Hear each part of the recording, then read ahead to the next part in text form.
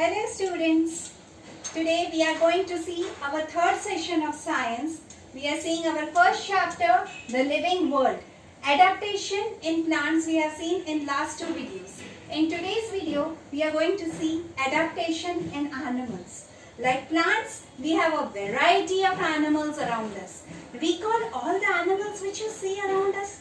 Yes, many of our common animals or our pets, you know, cat, dog, cow, etc.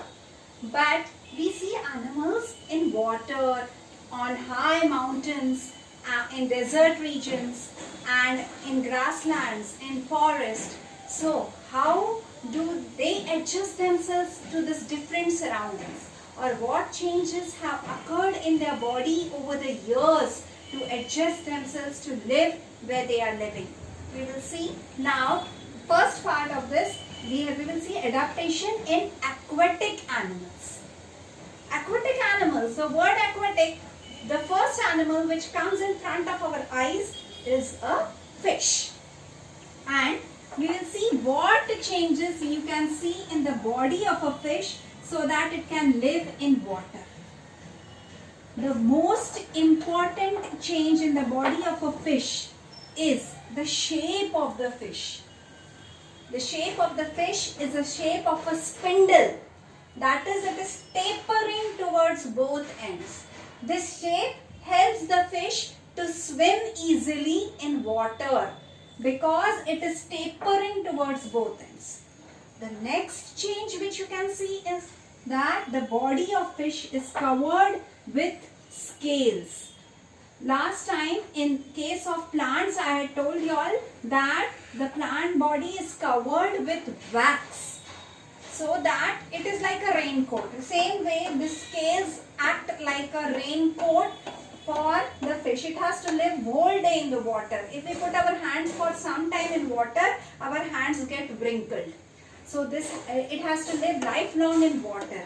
So its skin is thick and it is many times covered with scale which protect it from water, or the water does not enter its body. Secondly, for movement,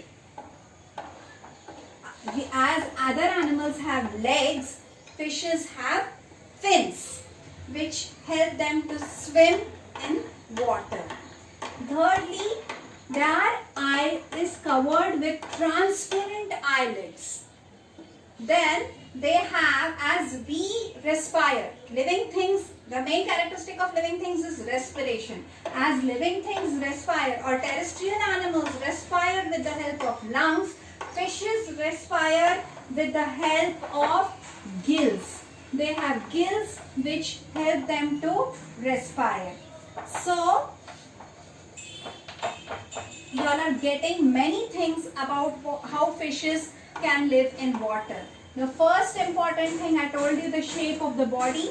It is tapering or spindle shape, tapering towards both ends. Second important thing is skin is covered with scales. Third important thing is it has fins. Fourthly, it respires with the help of gills. And it has transparent eyelids. All these things help them to live easily in water. Other animals, other than fish, other animals which live in water as well as on land, many other animals like duck, frog, these animals also live in. Then what changes you see in their body?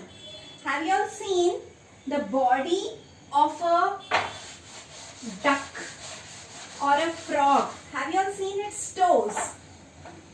Generally, its toes are webbed. It has a webbed structure which helps them to walk on lands, and while moving in water, these webbed toes act as oars. Oar, you know, that which we move a boat. So these act as oars so that they can swim in water.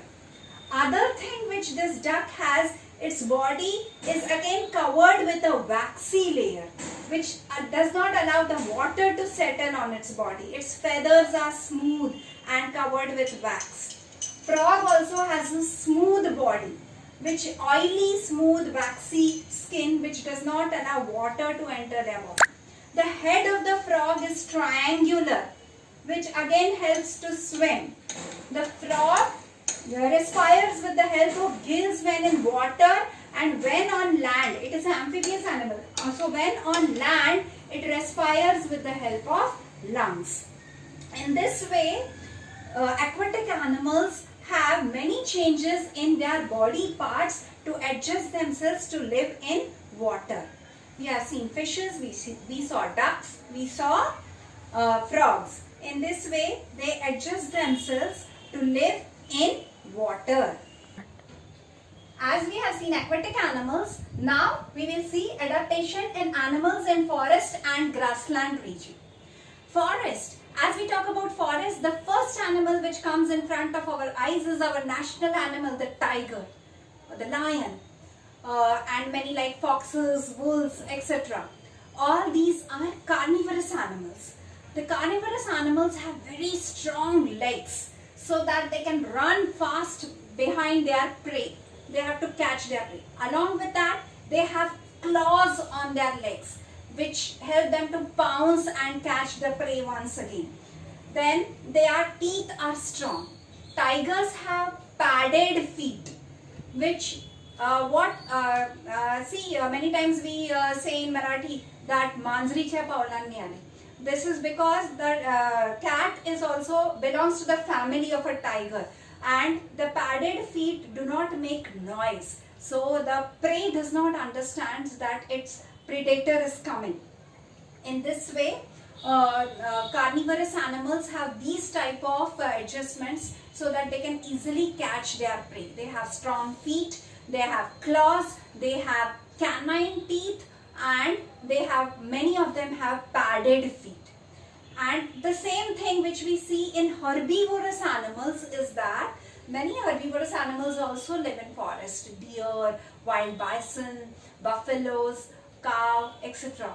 So now they are completely different from the carnivorous animals. They have to save themselves from the predators. So they have long feet and which have hoofs, so that whenever they get that a predator is coming, they can run fast. They have long, strong feet. The main difference between their head structure is that carnivorous animals have their eyes in front of their head so that they can locate the prey easily. Whereas herbivorous animals have eyes, or the shape of head is triangular, and they have eyes on both sides, which allows them to keep an eye on a large area, whether any predator is coming from any side. Another main difference is carnivorous animals have short ears, whereas herbivorous animals have long moving ears. They can catch the voice from all around. Then again, about the teeth, like carnivorous animals have canines, herbivorous animals have very strong teeth so that they can eat tough plant parts. And they are ruminating. They have a long intestine. They can eat a tough plant parts, so they have strong teeth.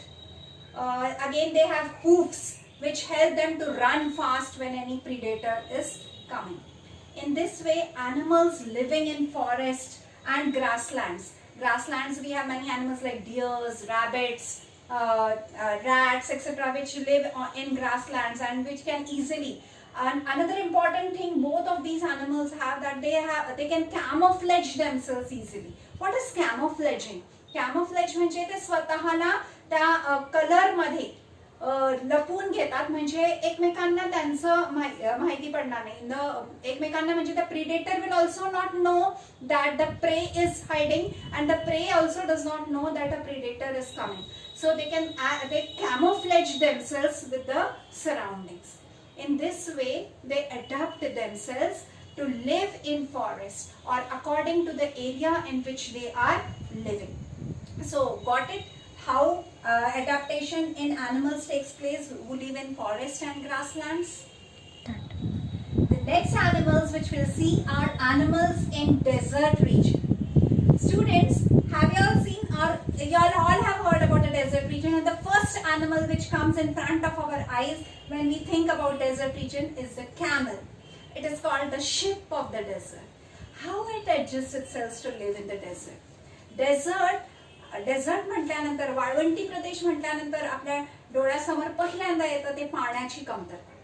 So the first thing is scarcity of water, and how do these animals deal with the scarcity of water? So the camel has very thick skin, which does not allow water to expel from the body or transfer, or the water does not go water is not thrown out from the body of camel.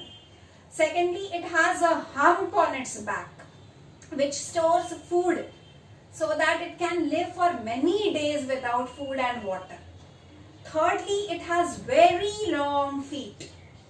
These feet help it to move easily in the desert or in the sand. Hence, it is called as the ship of the desert. Main reason is it has very long feet with padded hoofs and flat padded hoofs, which allow it to move easily in the sand. Then its nostrils are covered with folds of skin. When there are sandstorms, the sand should not go in the nostrils or in the nose. Hence, they are covered with folds of skin. It has very long eyelashes. Again, the same reason, to protect its eyes from sandstorms. In this way, a camel has many changes in its body: long legs, hump on the back, thick skin, folds over nostrils, eyelashes are long. Its ears also protect or move along to protect itself from sandstorms. But the camel is not the only animal which lives in desert. There are many animals like bats, lizards, reptiles, which live in desert region. And these all animals are generally nocturnal animals. Means they live in burrows in daytime when there is very strong sunlight and heat, and they come out during night and have their food or other activities are done at night. Hence, they are called as nocturnal animals. So friends, today in this video we have seen 3 types of animals. Firstly, we saw aquatic animals, how they adjust themselves to live in water. Secondly, we saw animals living in forest and grassland. And thirdly, we have seen animals living in desert regions. We also saw how all these animals adjust themselves. I wish you all stay at home and adjust themselves to the changing conditions in today's world. So stay home, stay safe, and like and subscribe PVM e-learning channel. Thank you.